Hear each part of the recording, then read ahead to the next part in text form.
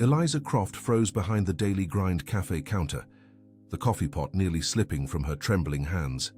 50 impeccably dressed people flooded into the small restaurant in less than 2 minutes, transforming the humble Bermondsey spot into something utterly surreal. The familiar aroma of sizzling bacon and strong English breakfast tea now mingled with the subtle scent of expensive perfumes and the muffled thud of Italian shoes against the worn floor.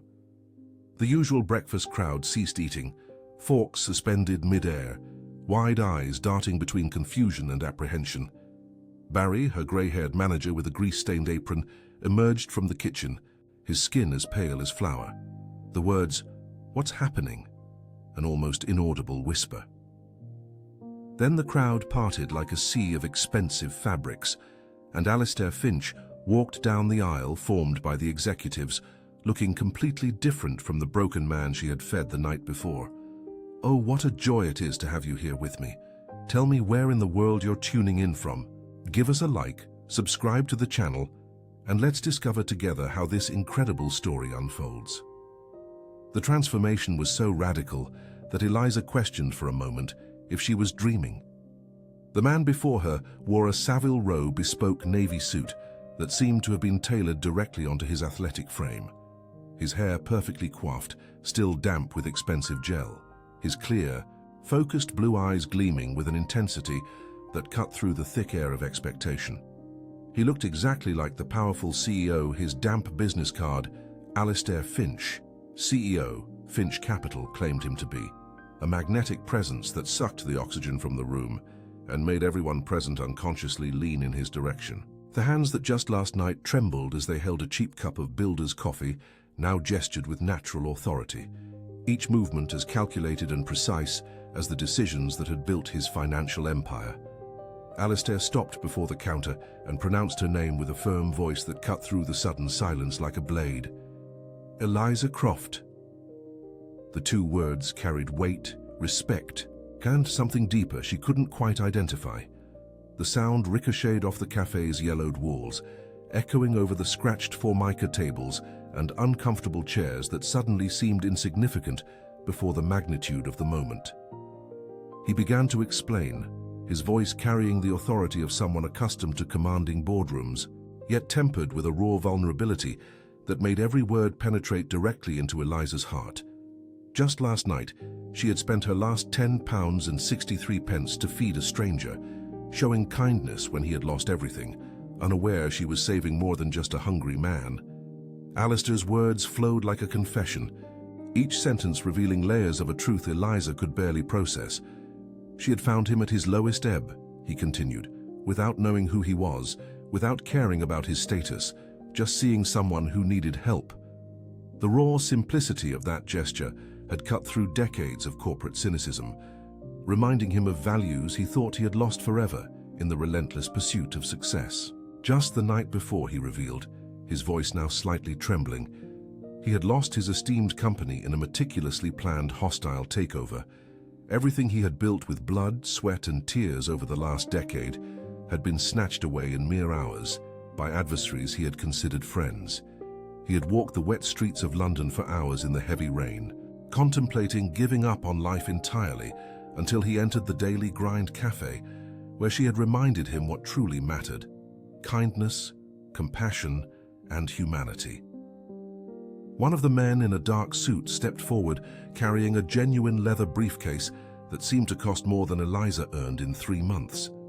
Alistair took it with reverence and placed it on the counter before her, the sound of the leather against the formica echoing like an auctioneer's hammer sealing a destiny. His hands, now firm and decisive, smoothed the surface of the briefcase before gently pushing it towards Eliza. He explained that those 50 people represented some of London's most powerful businesses, men and women who had built fortunes and shaped economies, who had helped him recover his company in less than 18 hours, and now wanted to return the favor by aiding the woman who had saved one of their own. The room remained in absolute silence, only the low hum of the old air conditioning providing a surreal soundtrack to the moment that would change Eliza's life forever.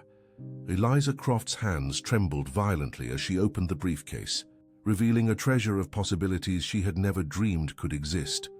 Official documents, letters on company letterheads she only knew from the news, embossed business cards, scholarship offers that would pay not just for her education, but also for accommodation and living expenses. Job offers from FTSE 100 ranking companies including Finch Capital, and financial subsidies that would cover every basic need she had faced in recent years. Her vision blurred with tears she fought to contain as she read line after line of opportunities. Full enrollment at the London School of Economics with personalized mentorship, multiple offers for paid internships at multinational corporations, executive development programs that normally cost more than she would earn in a lifetime.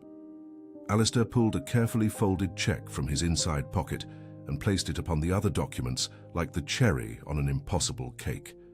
£50,000. A collective contribution from everyone present, he explained with genuine emotion in his voice. Say thank you for reminding them what business truly ought to mean, caring for people. But the story of how Eliza had arrived at that transformative moment had begun just 18 hours earlier, on a night she thought would be just another in the endless sequence of difficult days that comprised her existence. At 26, she had worked for 3 years at the Daily Grind cafe, earning just enough to pay for her small one-bedroom flat in a building without a lift, and the tuition for her evening community college, where she studied administration with the silent hope of one day escaping the poverty trap that seemed to define her. On that rainy Thursday, which would change her life forever, with 15 minutes left until the restaurant closed, she possessed only £10.63 in her worn wallet until Friday's payday, which was still 3 long days away. The money would barely be enough to buy milk and bread for breakfast, leaving her with the familiar prospect of skipping meals until her meager wage arrived. It was then that a tall man in an expensive suit, drenched by the rain, entered the empty cafe, bringing with him the scent of rain and despair. His blue eyes were hollow and devastated, carrying a pain so profound that Eliza felt a stab of recognition in her own chest. She knew that look. She had seen it in the mirror during the hardest months of her life. He ordered black coffee and whatever food he could afford with £2.30 that he pulled from pockets which had probably held limitless credit cards just hours before.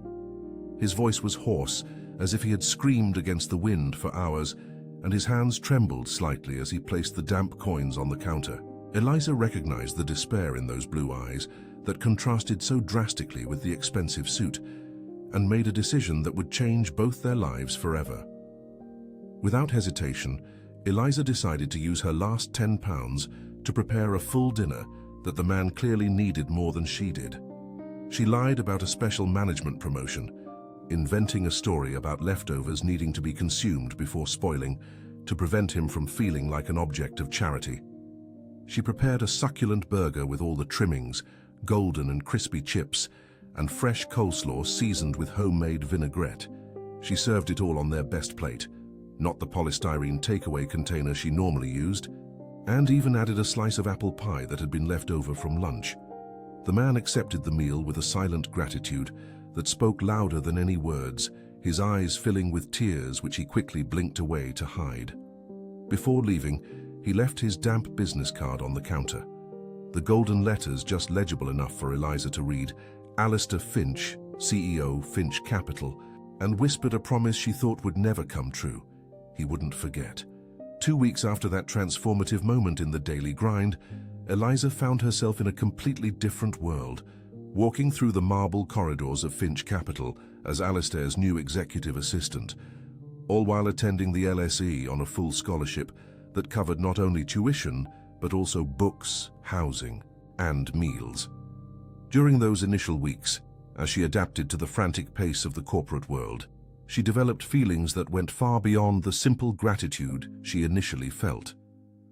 Alistair was different from what she expected of a billionaire CEO, kind to staff at all levels, remembering the names of cleaners and secretaries, making decisions that prioritized his employees' well-being, even when they cost money.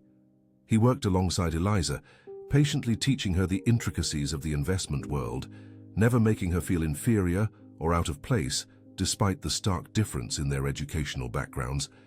It was Alistair who invited her to accompany him to a charity gala as his romantic partner, a suggestion that left her simultaneously thrilled and terrified. At Madame Dubois' Couture in Mayfair, an elegant boutique run by a sophisticated woman who treated Eliza like royalty despite her humble origins, they chose a midnight blue gown that transformed Eliza into something she had never dreamed of being, a woman who belonged in the highest echelons of London society. The fabric flowed like water over her skin, and when she looked at herself in the boutique's triple mirror, she saw a version of herself who could converse with diplomats and entrepreneurs without feeling inadequate. In the car en route to the event, with London shimmering through the limousine's tinted windows, Alistair confessed he wanted to get to know her better as a woman, not just as the kind soul who had saved him when he was at rock bottom. He spoke of how she had seen him as a human being when the rest of the world saw only numbers in a bank account, and how that had reminded him of who he truly was beneath all the layers of success and wealth. They shared their first kiss that night, a tender, hesitant kiss in the Langham's garden, while classical music drifted from the ballroom's illuminated windows. The gala was taking place just meters away, hundreds of people in formal wear chatting and dancing, but in that moment, only Eliza and Alistair existed, beneath a star-strewn sky that seemed to have been painted specifically for them. Their hands fit together perfectly, and when he pulled her closer, she could feel the subtle scent of his cologne mingled with the aroma of the garden's roses. It was a moment they both etched into their memories, the first of many they would share as they navigated the complicated terrain of a love that had been born from the most improbable of circumstances. Within the Langham's gilded ballroom, amidst crystals reflecting the light of 1,000 candles and multilingual conversations about mergers and acquisitions, Eliza met Serena Blackwood, Alistair's blonde, hostile ex-girlfriend, who confronted her with venomous remarks disguised as politeness. Serena was everything Eliza was not. Born with a silver spoon, educated at the finest international boarding schools, fluent in 4 languages, and comfortable navigating discussions on contemporary art and French wines. With a smile that didn't quite reach her cold green eyes, Serena suggested Eliza was merely a charity case, who would soon be forgotten once Alistair tired of playing savior. Her words were calculated to wound, precise little cuts disguised as genuine concern, implying Eliza would never truly fit into that world of privilege and family traditions stretching back generations. Fortunately, Eleanor Shaw, an elegant businesswoman in her 50s, who had known Alistair since he was a young executive striving to prove his worth, appeared like a guardian angel at precisely the right moment. Eleanor encouraged Eliza to disregard Serena's obvious envy, explaining that anyone with eyes could see Alistair was genuinely happy for the first time in years. With perfectly styled silver hair and a black dress that cost more than Eliza earned in 6 months, Eleanor exuded the confidence born from decades of building her own business empire from the ground up. She told Eliza how Alistair had lost the sparkle in his eyes after years in the corporate world, becoming increasingly cynical and isolated, until Eliza appeared and reminded him that good people still existed in the world. The tension escalated when Serena, clearly frustrated at failing to unsettle Eliza with her subtle comments, decided to launch a more direct attack before a small crowd of socialites and business figures. She accused Eliza of being a gold digger who had manipulated Alistair at a moment of vulnerability, suggesting the entire story of kindness at the cafe was an elaborate setup to gain money. Serena's words cut through the air like knives, and Eliza felt the blush of humiliation creep up her neck as dozens of curious eyes turned towards them. It was then that Alistair appeared, having overheard his ex-girlfriend's final words, and publicly defended Eliza with a passion that surprised even him. He declared before all present that he would choose Eliza without hesitation over any woman in the world, because she possessed something money could not buy: a genuine heart and the courage to do what was right, even when it cost her everything she had.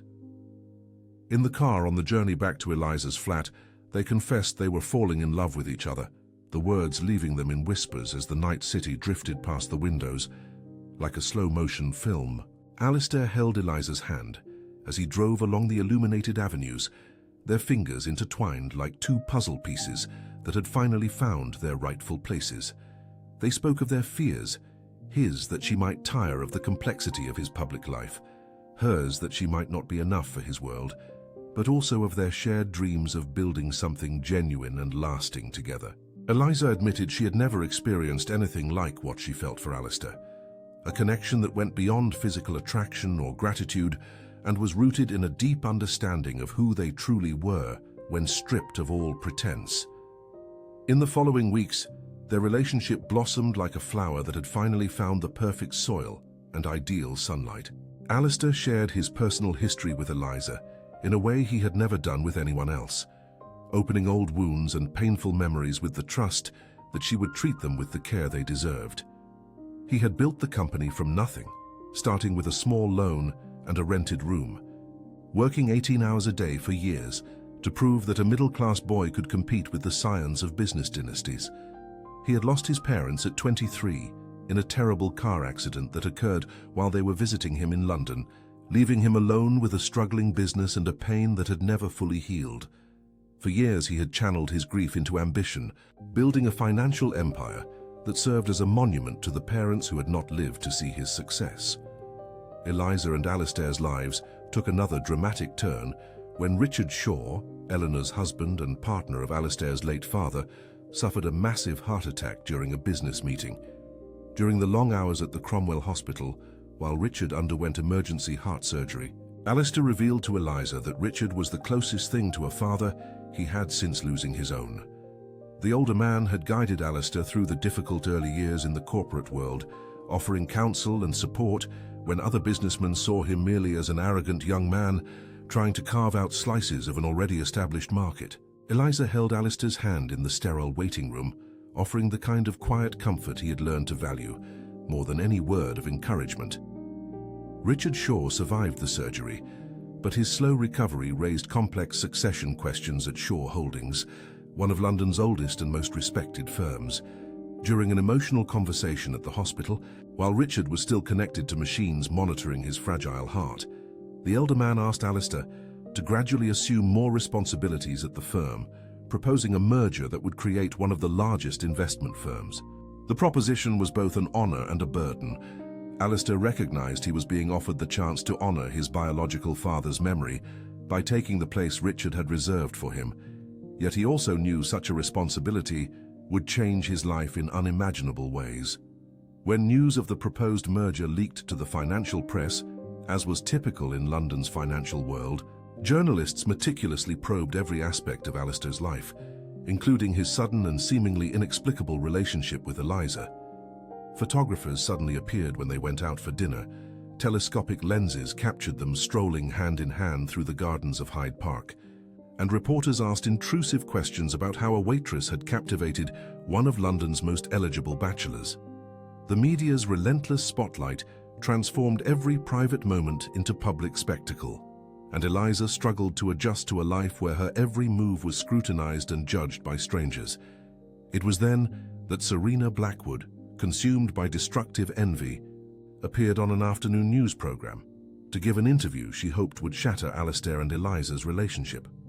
With manufactured tears and a tone of feigned concern, Serena insinuated that Eliza was a sophisticated gold digger who manipulated Alistair during emotional vulnerability, suggesting the romantic tale of cafe kindness was an elaborate charade. She planted seeds of doubt about Eliza's true motives, questioning how such a young, inexperienced woman captured a man who had resisted socialites and heiresses for years. Serena's words were carefully chosen to inflict maximum damage, each insinuation calculated to make the public question the authenticity of Alistair and Eliza's shared love. Alistair watched the interview in his office, surrounded by nervously observing advisors, as his expression grew increasingly grim. When Serena Blackwood finished her venomous accusations, he immediately called a press conference for the next day, determined to confront the lies directly and protect the woman he loved. In front of dozens of cameras and journalists, with Eliza Croft by his side radiating a quiet dignity that dramatically contrasted with Serena's cheap accusations, Alistair publicly declared his love and confronted his ex-girlfriend directly. He told the true story of how they met, described in detail the selfless kindness Eliza had shown when he was at rock bottom, and challenged anyone to find evidence that she had benefited in any way before saving him on that rainy night. That same evening, still vibrating with the adrenaline of publicly confronting his detractors, and protecting the relationship that had become the center of his existence, Alistair took Eliza to the same garden where they had first kissed. Under the same stars that had witnessed their first moment of intimacy, he knelt and proposed marriage with an engagement ring with a significant diamond that sparkled like a promise of all the future possibilities they would face together. Eliza accepted through tears of joy, her heart overflowing with a happiness she had never dreamed possible for someone with her painful past and limited circumstances. They kissed as hidden photographers captured the moment from a respectful distance, and by the next morning, the photos would be in the newspapers, with headlines celebrating one of the most unlikely and inspiring romances London had seen in years. The next morning, however, Eliza woke to discover that someone had leaked detailed and painfully accurate information about her past to British tabloids that were more interested in sensationalism than truth. The headlines screamed details about how her father had abandoned her at 10 years old, leaving a small girl and her fragile mother to face the world alone. They described her mother's struggle with addictions that slowly consumed her, culminating in her death when Eliza was just 18 and about to finish secondary school. The papers reported with cruel accuracy the years Eliza had spent in the foster care system, working multiple jobs to pay for school and put food on the table, sleeping on friends' sofas when she couldn't afford rent, and studying by lamplight when the electricity was cut off. Alistair, through his own investigators, uncovered Serena had hired a private detective who illegally accessed sealed government records, bribing officials and violating multiple federal laws to obtain information she then sold to tabloids, eager to pay any price for a juicy story. Furious at the invasion of Eliza's privacy and determined to shield her, Alistair immediately launched legal action against Serena, the detective, and the tabloids, demanding not only financial compensation, but also public retractions and changes in reporting practices. While Eliza was devastated to have her most private and painful moments exposed to public scrutiny, Alistair convinced her to transform the situation into something positive that could help others facing similar circumstances. Together, they held a second press conference, where Eliza bravely declared she was not ashamed of her origins or the struggles that had forged her into the strong woman she had become. With an eloquence that surprised even Alistair, she spoke of how adversity could be a cruel yet effective teacher, imparting lessons of resilience and compassion that privileged individuals rarely learned. She announced the creation of the Croft Finch Foundation for Young Futures, an organization that would provide scholarships, vocational training, and emotional support for children who had grown up in the foster care system or faced other significant adversity. The public response was overwhelmingly positive, with donations pouring in from across the country and volunteers offering their time and expertise to help the new foundation fulfill its mission. 3 months later, Eliza and Alistair married in an intimate ceremony in Eleanor and Richard Shaw's lush garden, surrounded by a few dozen close friends and chosen family who had witnessed their extraordinary journey from the beginning. Eliza wore a simple yet elegant dress she had personally selected, preferring something that reflected her genuine personality, rather than the elaborate gowns image consultants had suggested. Alistair wept as he watched her walk towards the makeshift altar beneath an arch of white flowers, recognizing the miracle of finding someone who loved him, not despite his flaws, but because of his imperfect humanity. Eleanor served as Eliza's bridesmaid, an honor symbolizing the young woman's complete acceptance into a circle of friendships that had taken decades to form.